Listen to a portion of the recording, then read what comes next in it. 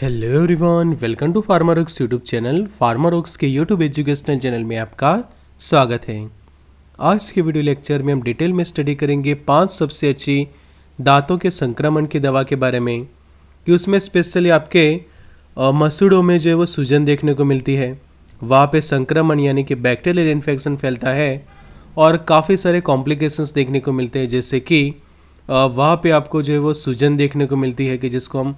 Inflammation कहते हैं, और काफ़ी दर्द भी होता है और कई बार इन्फेक्शन ज़्यादा फैलने से वहाँ से इस तरह से खून भी बाहर आता है। यहाँ पे आप देखो कि जो सूजन देखने को मिलेगी आपको दांत और मसूड़े के आसपास, और वहाँ पे काफ़ी पेन होता है। फिर दांतों में सड़न होने लगती है, इन्फेक्शन और ज़्यादा फैलता है, काफ़ी दर्द होता है आपके दांतों के आसपास, आपको काफ़ी दर्द फील होता है, ओरल कैविटी में दर्द फील होता है। किसी चीज़ को चबाने से या फिर आप ठंडा पानी पीते हैं तो भी आपको जो है वो काफ़ी दर्द महसूस होता है। इवन कुछ खाना खाने के दौरान जस्ट आप चबाते हैं या फिर पानी पीते हैं ठंडा, या फिर फूड पार्टिकल्स वहाँ पे टच होते हैं तो भी आपको काफ़ी दर्द का महसूस होता है। तो उसका इलाज कैसे करें, 5 सबसे अच्छी दवाइयाँ कौन सी है, तो उसके बारे में जानते हैं। तो expert lecture by Amar sir, assistant professor and founder of Pharmarocks. Thank you for being Pharmarocks family. Subscribe करें हमारा चैनल, सीखिए अलग अलग बीमारियों के बारे में, कि जैसे आज हम यहाँ पे डेंटल इन्फेक्शन के बारे में सीखेंगे, ऐसे ही मेडिसिन कोर्स में सीखिए अलग अलग बीमारियों के बारे में, दवाइयों के बारे में, उनके use, dose, side effect, warning, contraindication, 1 साल तक अफोर्डेबल प्राइस में। तो ये कोर्स ज्वाइन करने के लिए हमें 9016312020 पर ज़रूर से आप हमें व्हाट्सएप करें। हमारे सेकंड चैनल को भी सब्सक्राइब करके सपोर्ट करें, लिंक डिस्क्रिप्शन बॉक्स में मिल जाएगी। तो डेंटल इन्फेक्शन वाले की ऐसा प्रॉब्लम कि जिसके अंदर आपकी जो दांतों का जो स्ट्रक्चर है और उनका जो फंक्शन है वो चेंज होता है, और ये होने के बहुत सारे अलग अलग रीज़न्स होते हैं, और उसमें से एक प्राइमरी रीज़न होता है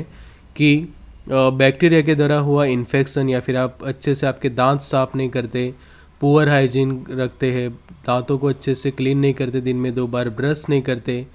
तो ऐसे रीज़न सर के कारण और डेंटल इन्फेक्शन हो सकता है। तो उसमें डैमेज क्या होता है, सबसे पहले तो जब भी समझे कि आपको टीथ में इन्फेक्शन होता है तो आपकी जो दांतों का जो ऊपरी परत की, जिसको हम इनेमल कहते हैं, वो जो है वो डैमेज होता है, और जिसके कारण आपको दर्द का एहसास जो है वो ज़्यादा होता है। इनेमल के साथ साथ ये जो डेंटिन होता है, नीचे जो पल्प का भाग होता है, वो भी डैमेज होता है, और फिर वो इन्फेक्शन आपके जो नर्व एंड ब्लड वेसल्स होती है वहाँ तक पहुँचता है, जिसके कारण जब ब्लड वेसल्स डैमेज होती है तो वहाँ से खून आना शुरू हो जाता है, और न्यूरॉन्स के डैमेज होने के कारण या फिर वहाँ तक इन्फेक्शन फैलने से आपको काफ़ी ज़्यादा दर्द होता है। पेन के सेंसेशन जो है वो काफ़ी बढ़ जाते हैं, दांतों में सड़न होने लगती है, कैविटीज़ बढ़ जाती है, जो मसूड़े होते हैं कि जिसको गम्स कहते हैं, उसके आसपास जो वो सूजन देखने को मिलती है, और pulp, dentin, blood vessels, neuron वगैरह जो है वो डैमेज होते हैं। तो ये क्यों होता है, तो जैसे मैंने अभी आपको कहा कि जो बैक्टीरिया के कारण इन्फेक्शन होता है वो धीरे धीरे नीचे तक फैलता है, और उसके कारण ऐसा होता है पुअर डेंटल हाइजीन, अच्छे से आप दांत साफ नहीं करते, दिन में 2 बार मिनिमम ब्रश करना चाहिए, बट आप नहीं करते, कि एक आप सुबह ब्रश करते, एक रात को करते, वो आप नहीं करते, तो ये प्रॉब्लम हो सकता है। आपके डाइट के अंदर शुगर की मात्रा काफ़ी कम है, ज़्यादा है, सॉरी, हाई शुगर डाइट, मतलब कि काफ़ी ज़्यादा शुगर खाते हैं, या फिर आप ज़्यादा स्वीट चीज़ें लेते हैं, कि ईटिंग एक्सेसिव स्वीट। तो ये दोनों ध्यान रखें कि काफ़ी ज़्यादा अमाउंट में मीठा खाने से, या फिर शुगर वाली डाइट आपकी काफ़ी ज़्यादा है, तो उसके कारण भी आपको दांतों में इन्फेक्शन हो सकता है। और अगर आप सोडा ज़्यादा लेते हैं तो भी डेंटल इन्फेक्शन के चांसेस बढ़ जाते हैं। तो रीज़न्स कुछ ऐसे और भी है, जैसे कि आपके दांत जो है वो काफ़ी सेंसिटिव है, गम्स मतलब कि मसूड़ों में कोई डिसीज़ होती है, और टूथ इम्पैक्टेड मतलब कि एक दांत जो है वो दूसरे दांत से इम्पैक्ट करता है, मतलब कि यहाँ पे आप देखो कि ये वाला दांत का नंबर 1 दे, ये 2, तो यहाँ पे इन दोनों के बीच में ये पॉइंट पे इम्पैक्ट हो रहा है। इसी तरह से यहाँ पे देखो ये 2 दांत एक दूसरे से इम्पैक्ट कर रहे हैं, तो उसके कारण भी ये प्रॉब्लम हो सकता है। टूथ का जो पल्प होता है वहाँ पे इन्फ्लेमेशन है, पस फॉर्मेशन हुआ है आपके मसूड़ों के अंदर, दांतों में सड़न है, एब्सेसिस है, या फिर दांतों में क्रैक है। तो सभी रीजन क्या होता है कि वहाँ पे जब भी आप कुछ खाना खाते हैं तो उसके पार्टिकल वहाँ पे जमा हो जाते हैं और वहाँ पे धीरे धीरे सड़न होने लगती है और आपके दांत जो है वो डैमेज होने लगते हैं, वहाँ पे इन्फेक्शन होता है और पेनफुल कंडीशन प्रोड्यूस होती है। तो सिम्टम ये है कि अगर आपको डेंटल इन्फेक्शन है तो उसके कारण आपको बुखार भी आएगा और आपको काफ़ी दर्द होगा दांतों में। थ्रॉम्बिंग टूथएक जो कहते हैं हम, कि बहुत ही सीवियर दांतों में दर्द है, उसके कारण आपके दांतों के आसपास सूजन देखने को मिलेगी, आपके जो चीक्स होते हैं वहाँ पे भी कई बार सूजन देखने को मिले। और ठंडी या फिर गर्म चीज़ों से सेंसिटिविटी जो है वह काफ़ी बढ़ जाती है कि आप कोई ज़्यादा गर्म चीज़ भी नहीं खा सकते, ज़्यादा ठंडी भी नहीं खा सकते। फिर कुछ भी प्रेशर पड़ता है दांतों में कि समझो कि कुछ खाना खाते हैं आप, चबाने का ट्राई करते तो काफ़ी प्रॉब्लम होती है। और जैसे मैंने अभी आपको कहा कि आपके फेस या फिर आपके जो चिक्स है, आपके गाल या फिर आपके चेहरे पे सूजन देखने को मिलती है इसके कारण। तो 5 सबसे अच्छी दवाइयों के ऑप्शंस क्या है? तो सबसे पहला बेस्ट ऑप्शन है पेन किलर्स, क्योंकि एनाल्जेसिक दवाइयाँ ज़रूर से यूज़ करनी पड़ती है कि दांत के जो दर्द को कम करने के लिए। तो पेन रिलीवर्स का एक सबसे इम्पोर्टेंट ऑप्शन है। सेकंड है जो बैक्टीरियल इन्फेक्शन फैलता है कि जो बैक्टीरिया वहाँ पे अपनी ग्रोथ कर रहे हैं उनकी ग्रोथ को कम करना जरूरी है। तो दूसरा एक बेस्ट मेडिसिन रहेगी वो है एंटीबायोटिक्स। तीसरा है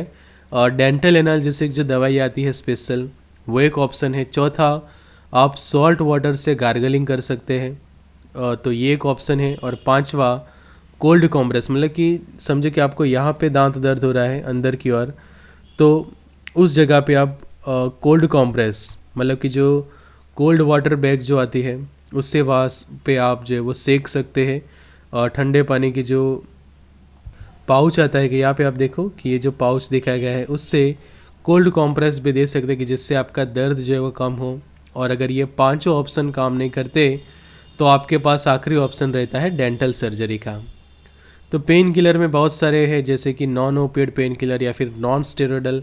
एंटी इन्फ्लेमेटरी ड्रग्स जैसे कि पैरासीटामोल है। तो ये मेडिकेशन आप खा सकते हैं कि अगर आपको दर्द है तो मैक्सिमम दिन में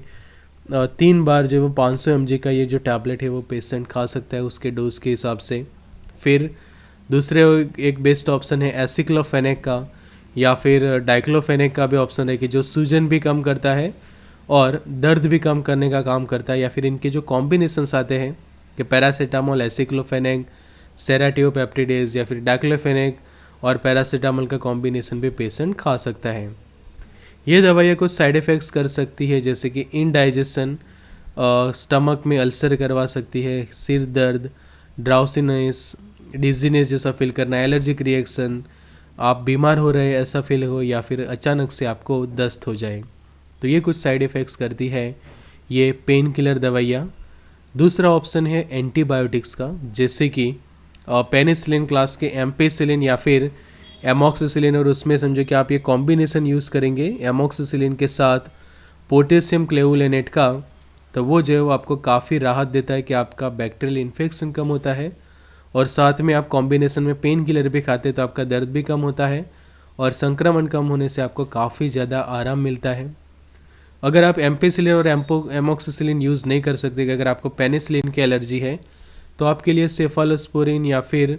दूसरे एंटीबायोटिक समझो कि आप पेनिसिलिन नहीं खा सकते तो सेफालोस्पोरिन भी समझो कि आप नहीं ले सकते, जैसे कि सेफ्ट्रिएक्सोन है, सेफेपिन है, सिफ्रोक्सिमेक्सेटिल है। तो आपके पास मेट्रोनिडाजोल का ऑप्शन रहता है कि आप समझो कि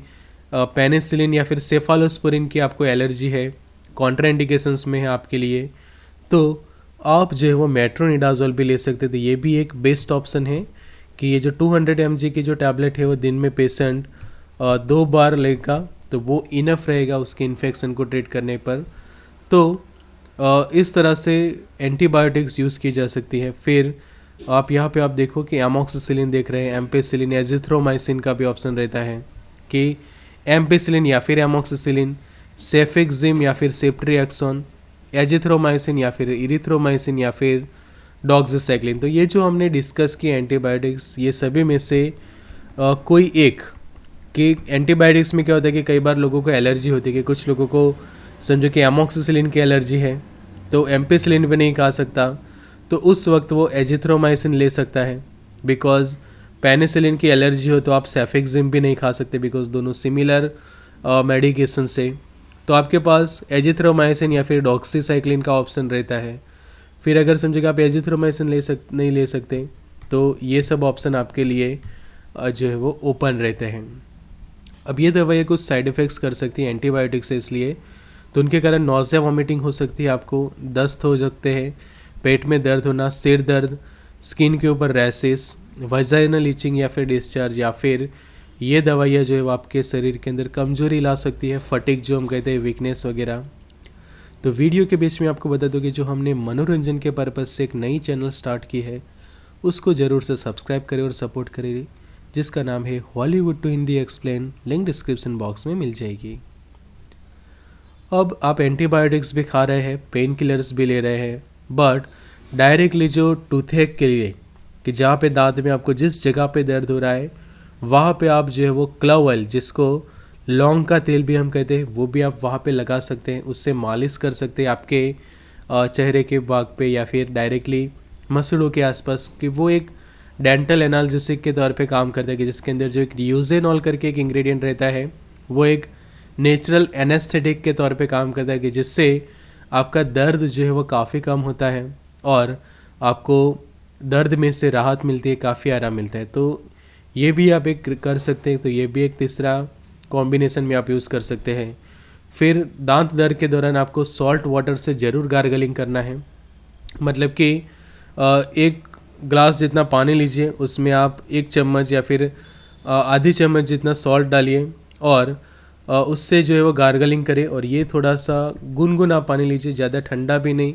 बहुत ज़्यादा गर्म भी नहीं, गुनगुने पानी से आप जो है वो इस तरह से गार्गलिंग करें और उसको फिर स्पीट कर देना है, कि उसको आपको स्वेलो नहीं करना है, उसको सिर्फ और सिर्फ गार्गलिंग करना है। 5वां बेस्ट ऑप्शन है साथों साथ कोल्ड कॉम्प्रेस, कि आप देखो कि ये जो कोल्ड वाटर की जो एक बैग आती है, जिसके अंदर आप ठंडा पानी भरते हैं या फिर उसके अंदर बर्फ़ भरते हैं, और उससे आपके जो अफेक्टेड एरिया की जिस साइड आपको ज़्यादा दर्द हो रहा है, पेन हो रहा है, तो वहाँ पे आप अच्छे से जो है वो मसाज जैसा करते हैं, वहाँ पे सेकते हैं, कि जिससे आपकी सूजन भी कम होती है और दर्द भी जो है वो कम होता है। कि ये काफ़ी इफ़ेक्टिव टेक्निक रहती है, जिसको कहा जाता है कोल्ड कॉम्प्रेस। अगर आपके पास ऐसे बैग नहीं है, तो सिंपल आप जो आइस बर्फ़ है उसको किसी कपड़े में लपेट के भी डायरेक्टली आपको जहाँ पे ज़्यादा पेन हो रहा है, सूजन है, वहाँ पे कोल्ड कॉम्प्रेस दे सकते हैं। अगर ये 5 ऑप्शन से आप ठीक नहीं हो रहे तो क्या कर सकते हैं, तो आपको जो है वो डेंटल सर्जरी ज़रूर से करानी पड़ेगी, जिससे अंदर अलग अलग मेडिकल प्रोसीजर्स होते हैं, जैसे कि रूट कैनाल ट्रीटमेंट का एक ऑप्शन रहता है,